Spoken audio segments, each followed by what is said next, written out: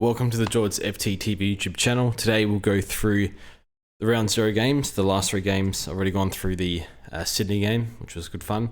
This will be a bit more tame, but we'll go through it quickly because it's in the past now. It's happened.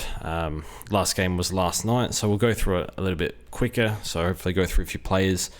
And round 0 has probably helped me for sure for my own team. My fantasy team and sports deck team, I'm happy with them. They're set. They haven't moved for a couple days. And SuperCoach team's a mess. I worked on it for maybe 6 hours. I thought, we've got a public holiday tomorrow. We've got all this time. And I've just wasted the whole day and I'm still not sure. So I feel terrible for wasting a day like that. But got to get this thing right so we can commit to 2 or 3 videos a week for the next 6 months, so got to make sure it's right. Very tough. So yeah, still trying to figure that out, and hopefully we come up with something that's not stupid. For me at the moment, it's very much who are the money makers that we're fading in the midfield and forward line. Like there's all these 200k guys, like from Bonner all the way down to like McKercher, I guess, or maybe Huswaite. I think Sanders and Roberts are the two that definitely cannot move. And then there's all these picks like McKercher should be fine, but you got like mature age guys he's up against. Like Bonner's a bit more, he's there, a bit more expensive. Berry, if you like him, not too sure on his role, it's a bit unclear, so that's fine if you don't want him. James Jordan's playing wing. Do you want him? A lot of people do, good fixture, but it's expensive and you got to cut someone to fit everyone in. It's a nightmare. So I'm not really sure what we're doing. I'd like to know Huswaite's job security. I'm not sure on that, but it sounds like he'll play, but we'll get to that. Anyway, we'll review the Giants versus Collingwood first. And first player we'll go over is Tom Green.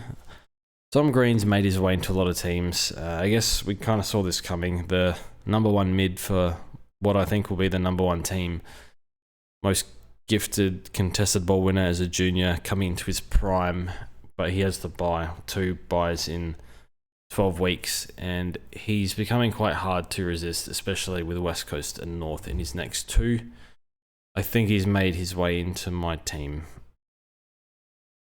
I don't know if it's the right call with his buy, but I have a decent bench at the moment, so hopefully he can get a decent score there. But yeah, he's looking unbelievable. Honestly, I thought he was tracking for like a 170, but didn't get there. Ashes, whatever. Hogan, I've seen Hogan in a few forward lines. It's sort of a temporary play. Like this game here, he kicks 4 goals, 0.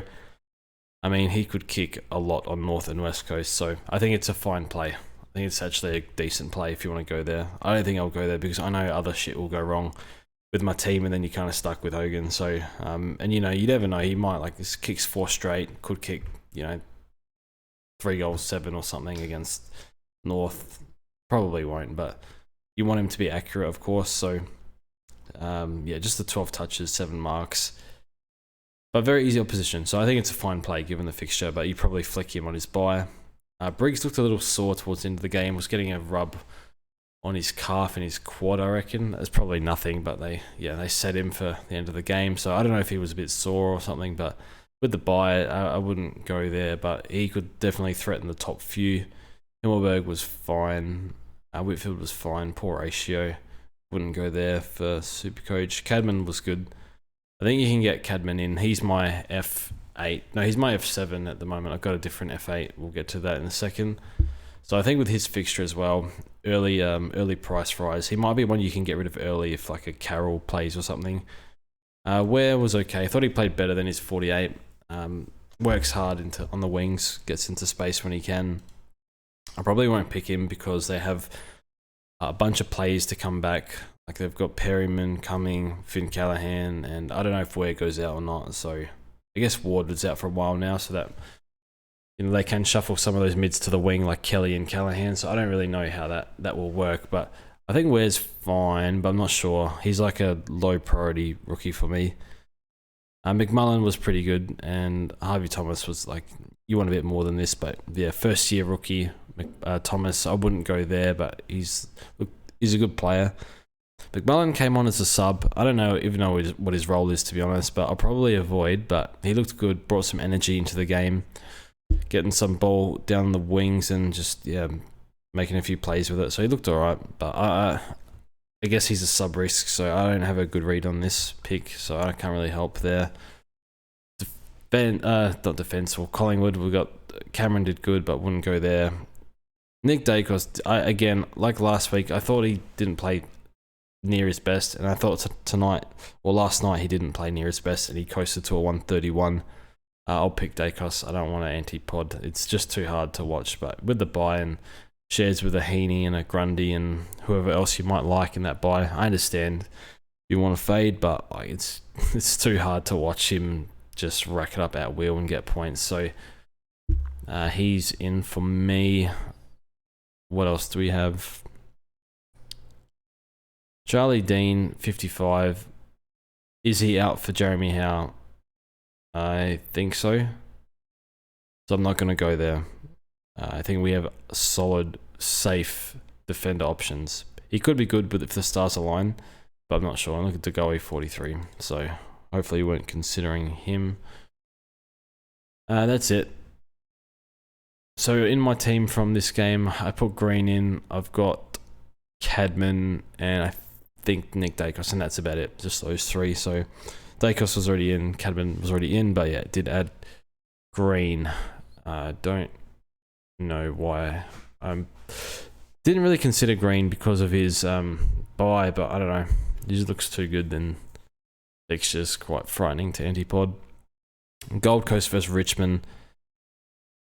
This was looking like a 100-point win, and then Richmond brought it back in the second half. So good effort from them there, but you can see the disparity between the talent levels within the two teams. One team has loaded up on draft after draft after draft for the concessions, and the other team's coming off 3 flags off low picks, and they've also got the Hopper and Taranto fiasco, which I'm sure they wish they didn't do. So just different clubs at different points. But Matty Rao, 20 clearances, so he looked good. Apologies if there's noise in the background, can't do much about it, but Matty Rao looked good. They were just walking out of stoppage, to be honest. Like Taranto, that was his worst game I've ever seen him play. Dow wasn't good. He was under an injury cloud, so you do maybe cut him a bit of slack, but still, like, you shouldn't be, like, that was unacceptable performance from Dow. 6 touches in the midfield, that's not good enough. I wouldn't pick him because of the bye, but I think he'll go close to top 8 mid this year. Just stoppage beast. But to have this many disposals, this many clearances, and only score 137, and I say only because you would think if you have 20 clearances, you've scored like nearly 200. But yeah, only the 137. But fine pick if you want. Not for me. Fixture was just too easy, like this game. Flanders was good. So this is the player that I was most keen to see was Flanders, because he's been a lock for me the whole pre-season, and I see his last 2 games, which he was quite poor in. And you just wonder, what's the role? What's the CBAs? Why isn't he performing? It is only practice game, so how much do you read into it? But we saw the old Flanders that we saw from last year. Easy fixture. CBAs were bumped up, which is great. It's just the other players are taking all the points as well. Like Toke Anderson and Rao, they're going to score a lot this year, so it's a lot of points to go around. The good news is, the CBAs went up to, I think, 58 or 56%. As opposed to 30-something in the practice game previously. So, and Humphrey's been kicked out, so it's a very tight rotation at the moment, which is good. And watching Flanders, I thought he could have scored more. There were times where they could have given him the ball, he didn't. Like, he was right there, they probably should have given it. It was like could have had a shot on goal, but like the ball spilled out. It got a bit of an unlucky bounce or something, and I thought he could have scored more. This could have easily been a 140, and that would have made it interesting for those who didn't want to pick him. I think you can fade because of the bye. I think I'm going to pick, and having him and Tom Green in the same team is just not optimal at all. But I believe both are underpriced, so that makes it slightly more interesting. So I don't know where I'll land, and I'm not attached to Flanders But having a, I guess you could say, keeper at 490k in the forward line, it really opens up your structures. So that's what I like. But the fixture's not super great early, and the buy is terrible too. But I can't see him not being top 6. He's just too much of a magnet. Like, first quarter, starts on the bench for the first 5 minutes, ends up with 11 touches. Just that's what he does. Will Power, bit of an injury risk and a bit inconsistent, so I wouldn't go there. But young player coming into his own. Anderson, I wouldn't go there. I think I'd prefer Rao. And then Took is an interesting one. I think he's fine pick. Second week in a row, he looks really good. Or put up the points. Like, he was good, but he's not like, didn't blow me away or anything. So pretty standard 2 game, probably average like 110 this year. I think there's just too many points to go around. So I think it's a fine pick, but I'm probably not going to. Butterick was good. A bit more kick-ins. Like, the kick-ins went, it was only 6, but he had, I think, 2 or 3. Sexton had 1, whereas last week, Sexton took heaps of them. So I wonder what that looks like. Butterick's fine pick. 300k is just very awkward, and we have, he's not a keeper because he's sharing with Powell and Sexton back there. But we have like some good premiums down back, and we have some good rookies down back. So it does feel a little bit weird to go mid-price in that line, and I think most of us are going Zach Williams now, so it's a little bit awkward. So he's a pass for me. I have him in sports that is a bit cheap in that format. Sexton, I think we're just going to lock on our field. I don't know how long it lasts, but maybe it does, don't know. Humphrey disappointing, no CBAs, and Brody Uland wouldn't go there. Job security's not there. Had to play on Shea Bolton for a bit. Moving on to Richmond, Jaden Short's a legit pick. Again, as I've said, I feel like I'm the only one saying this, but he had 3 soft tissue issues last year. That is way too many for my liking, and he's out for me. I have not even considered it. Having said that, I think he'll score. I think he'll go 105 to 110 this year. That's what he did with when he was at halfback and Hooley retired, so I don't see why it wouldn't change. I guess new coach, but still I think he's the main guy back there. And they're probably going to get smashed in the midfield, so he's going to get endless supply. Not much relevance yet. Naismith is... Well, Nank should be back next week. Do they play both? Do they drop Ryan? Well, maybe Lynch comes in, and what do the tolls look like? I think I'll probably start him still if he's not playing, just so, like, if it comes around 6, then do I sideways a rookie? Do I sideways Livingston? If you go Livingston instead, you just hold Livingston for the year. Like, I don't really know what the best move is, but I figure having Naismith there, he's going to play at some point. That's cash, whereas Livingston is no cash, basically, or dead cash, unless he plays and scores well. Like, I don't know what his scoring power is, but judging by the preseason game where he scored negatives, I'm not confident, but I'll probably pick Naismith, even if he doesn't play. I honestly don't know what the right move is there, though. Gibcus 76, he's not a must-have. We have other alternatives in defence. I would like to pick him, and he's in my team at the moment. 76 in his cycle is pretty nice. We'll drop out early, though, given it's the first game, but great jump security. They're playing the 3 tolls. They're playing Young, Gibcus, and Grimes. And I think Gibcus took King to start off with, but I didn't follow where else he went, so I don't know. Maybe one of them can zone off every now and then. It might be Gibcus, so... he's in my team, and I think he's a very solid pick. And if you can afford him, definitely get him. But if you need to cut money, I'm not against cutting Gibcus. But I would get him if you can. Toronto, this is... I don't think he's relevant this year. Baker 45, no CBA role. Dow people were looking at... Honestly, I thought he was okay in the practice games, but I think the writing was on the wall with the VFL numbers. So he's one you don't really... touch at all. There's just too many good mids to pick from. So who is in my team? At the moment, I've got Flanders and Sexton. Actually, I've missed somebody. Campbell. Didn't know who this guy was until he was named. Saw it on Twitter. Now he's in my team. He was good, and he's got a 70 in his system. Time on ground's good. Check the draft profile. Apparently, he had 32 touches and kicked 10 goals, 6 in... some league. I don't think it was NAB league or anything. I think it was like the one, I don't know, it's probably some bush league or something in Tassie. But regardless, he's shown an ability to accumulate. He has a good work rate, and he looked really good. And I don't see how they can drop him. He was one of their better players.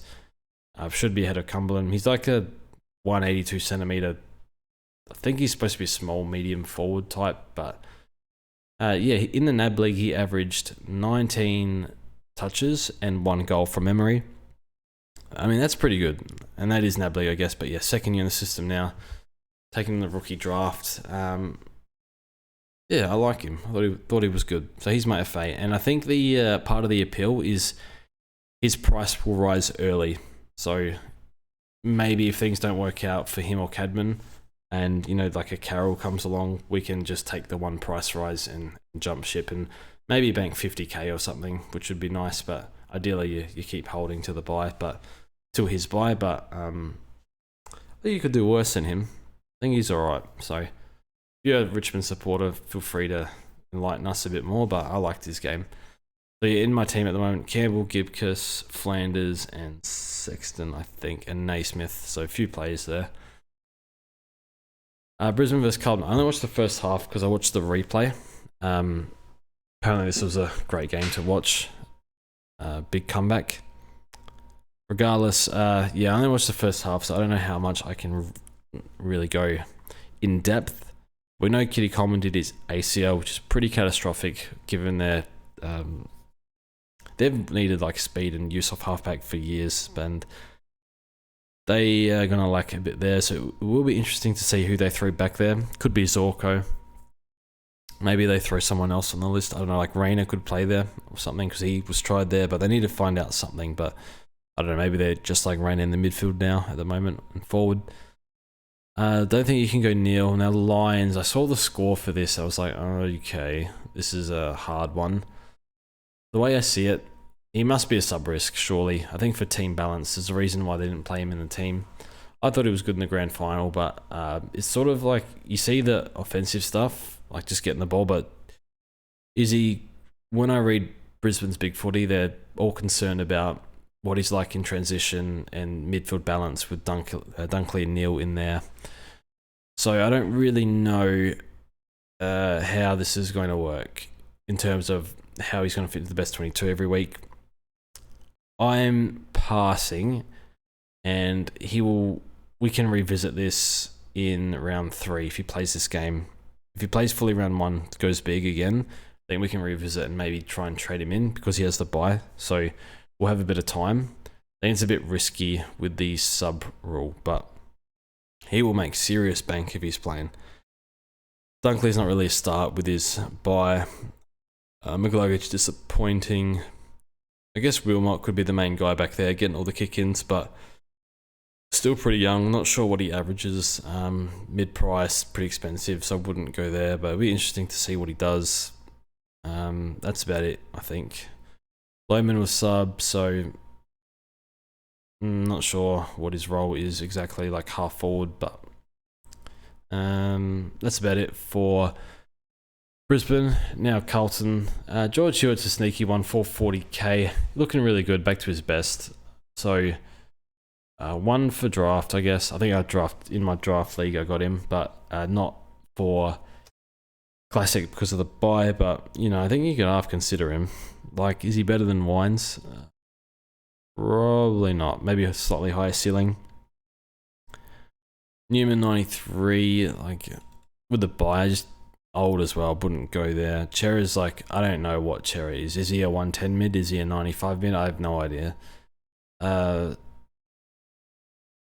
Cripps 84, not really relevant anymore.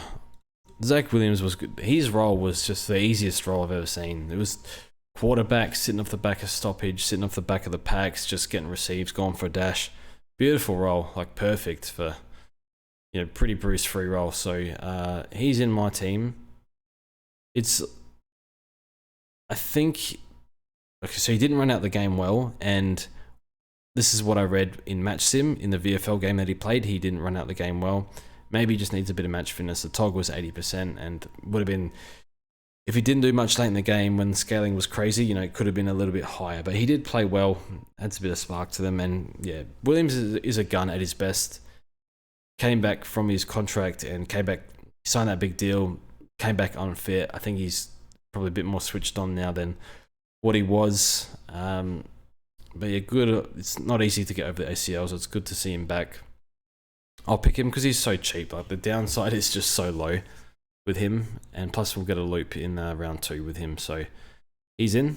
And wouldn't call him must have, but would not far off it. So yeah, he's in my team. Carroll came on and I didn't see because I didn't see the second half, but apparently killed at 65 and 35% TOG.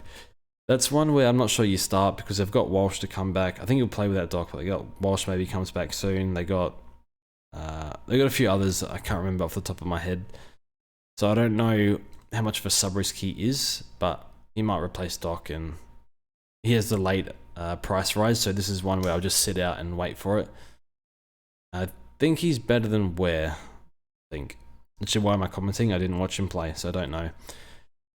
Fantasia is just not going to score enough. So, and poor Doc, it's the worst luck going around. So, those are my reviews. I'm not going to click on my team because it's a mess and I don't even know what it looks like, but that's my round 0 reviews. Hopefully that wasn't too long. Yeah, I'll do a team update probably now and play with it, and it's 9:20. I've accomplished nothing today, so that's a disastrous day, but we'll try to figure something out and get the balance right. So thanks for watching, and we'll see you in the next one.